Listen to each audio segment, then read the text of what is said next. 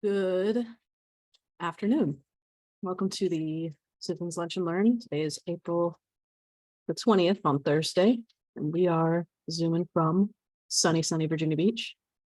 Just a couple of top of the house items. We have decisions days coming up on May 22nd through the 24th, through the 22nd to the 24th in Virginia Beach. If you haven't registered yet, go ahead and do that. It's going to be a real good time. Some other points of notice, just some end-of-life support notifications coming up for all versions up to and including version 6.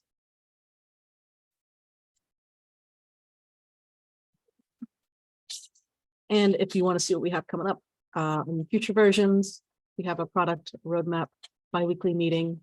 The next one will be on, well, that's in the past here. Should be in a few weeks, or should be next week that we'll have this next product roadmap meeting. So make sure that we get that to you. So I'll go ahead and open up if there are any questions. I see we have an attendee.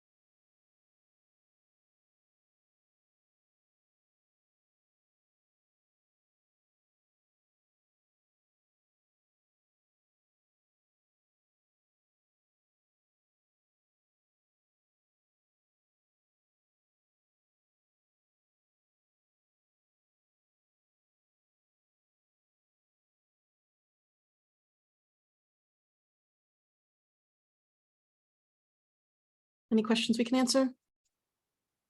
BT, I see you're an attendee here. If you don't mind, you can put your question in chat, answer it best we can.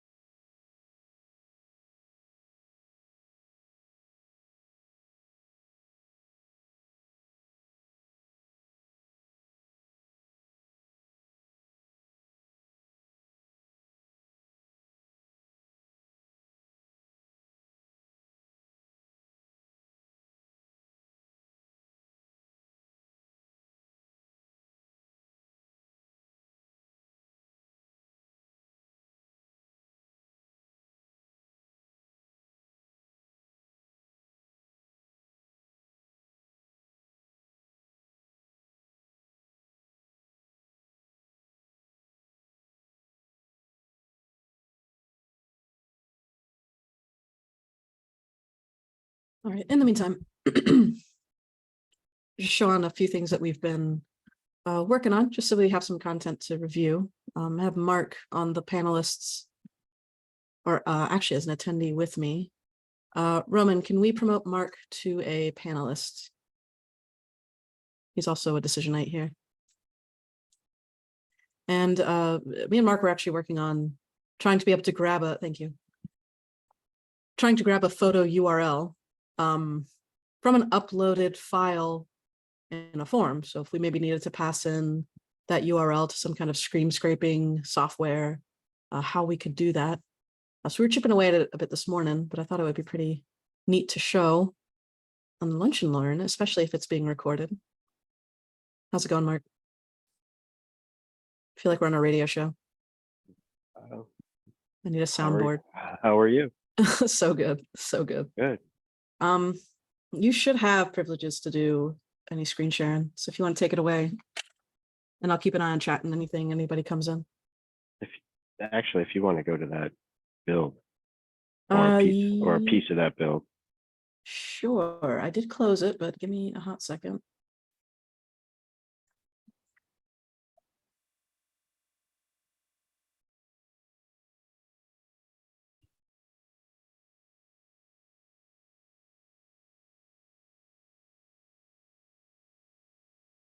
All right. Any piece of this build is okay?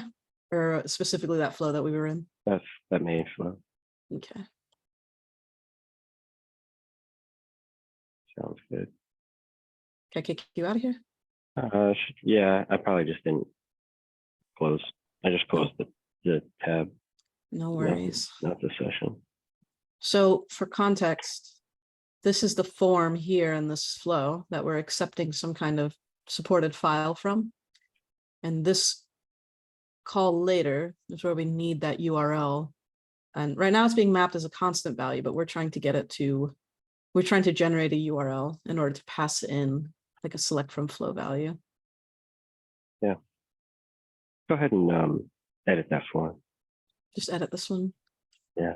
And choose the file upload component.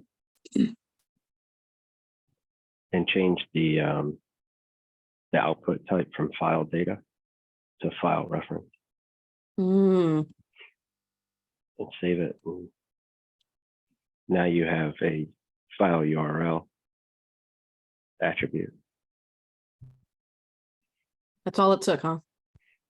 Sorry if it wasn't that lot of sizzle there. So much sizzle.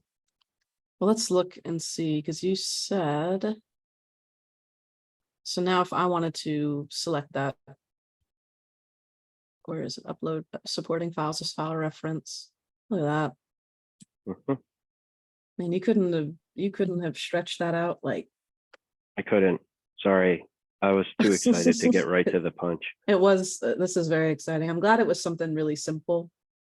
Because with file data on its own, it doesn't, you don't have the URL accessible. You just have the byte data. Actually, where this all data is. Yeah, the contents, which is byte data, the file name, the file type. But the file reference, you get a lot more of this sort of metadata, if you will. That's all it took. Incredible. So I guess we could leave this alone for now. Yep. One thing I was working on has to do more with some API calls. Again, so I know we were talking about the OCR, but there's a use case that we were trying to prove out where we could take in an authorization token, for lack of better words. It's called a bearer token. So we needed to take in this bearer token and basically have that on an interval job that we could update and use that token as a reference anytime in the flow that we needed it. So originally we got a bunch of this data here, or we could run this in Postman. And if we could run it in Postman, that's usually a very good sign that we could run it in decisions as well. So this get approval request token, we got a few of these parameters, we can get this token.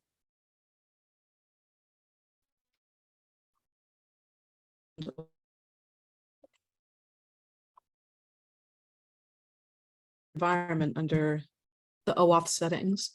Can you hear me now? Okay. It says my internet's unstable. Yeah. Yep. Could hear you the whole time. Sure. Okay. So things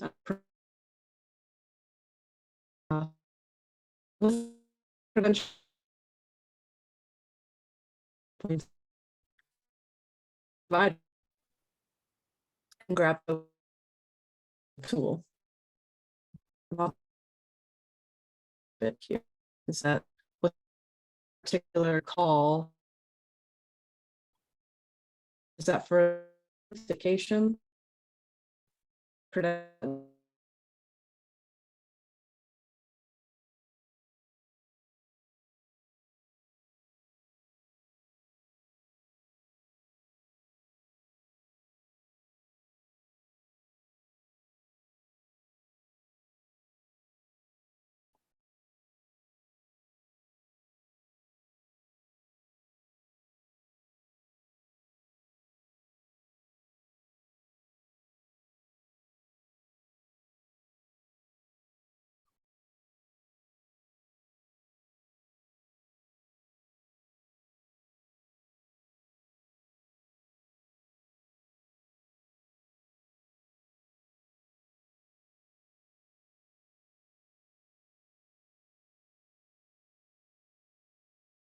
Welcome back. I am back. Where did you lose me? The beginning. No, not the whole beginning. Right after you asked if you could hear me. Okay. You can hear and see me now though, right? Yes. Okay, good. I'm about to wrap this up, so it won't take too long. But really, in a nutshell, what we did was we went into the OAuth providers and we set up with all of the info that they gave us, right? So this token request URL, these consumer keys and secret keys, and we were able to set up a OAuth 2 provider. And under the tokens, the trick that we ran into is when you create a token, some nonsense in here. This OAuth flow is important for getting the token. So in our case, if we look at the actual call as it goes through in Postman, okay, we can send the client credentials in the body. So that's relevant because this OAuth flow is how we're getting this authorization to get that bearer token, but I don't need it via authorization code. I need it to be to run this client credentials OAuth flow. I have a scope that I am going to copy here. And when you request a scope and request a token, it'll give me an authorization just so I don't make a duplicate token here. Oh, actually, that won't matter. I can just delete it. It'll request a token. Once we give me an extra one. There we go. It'll let me know my authorization was received and I can dismiss it and it'll give me 3 tokens now. But that's okay. And then from here, now I can make an interval job or a scheduled job that's going to refresh this token every single time. But because this is a client credentials OAuth token, it's important that when we set the interval job, so as you're going to see here, when we set that interval job, get me in. There we go. We want to make sure that we're using the client credentials token because that's how we're able to get that bearer token in the beginning. If we use a different kind of reset step or refresh token step, it's just not going to work. It'll tell us that there's some credentials missing or that there's some pieces missing. And this step is under our internal services, OAuth token service. So I can't just use like a regular refresh access token, even though that looks like at first glance what I need. I need to use this client credentials token because it's a special kind. So depending on the kind of creds that you get is the moral of the story here, is how we want to set ourselves up for success, automate any kind of refreshing of token. That way, if I have one that I need a new token every 30 minutes, like this one here, now I can set this flow to run every 25 minutes. And then if you notice in this token, because it was modified by the system, we see that that's been running pretty neatly for us in the background. And now if I needed to run this in a flow,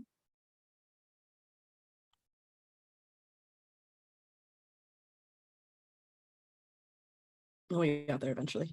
If I need to run this in a flow, now I can get this OAuth token and reference that specific one that I've got that I just set up and pass it into these other flows here.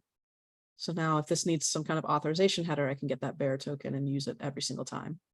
So I've made this a lot more of a hands-off experience. Somebody doesn't have to go in and refresh that bearer token and plug it in every time. Decisions will just do that for us automatically. And that ain't too shabby.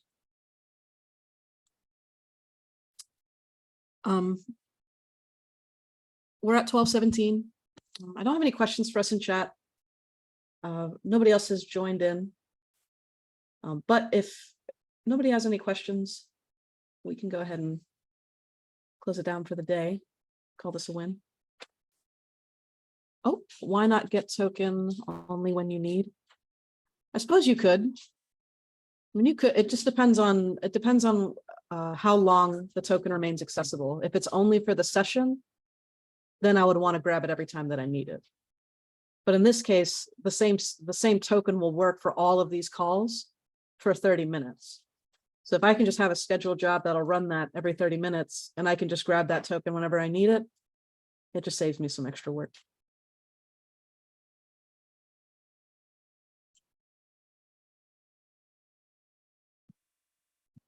Hope that answers the question.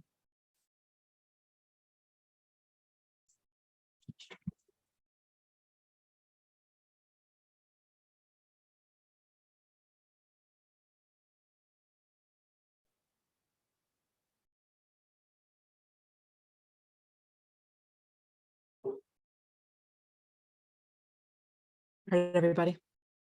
If there's nothing else, we'll go ahead and cut it off here. We'll continue Lunch and Learns on Monday, same bat time, same bat channel. Hope everybody has a wonderful weekend. Thank you. Take care.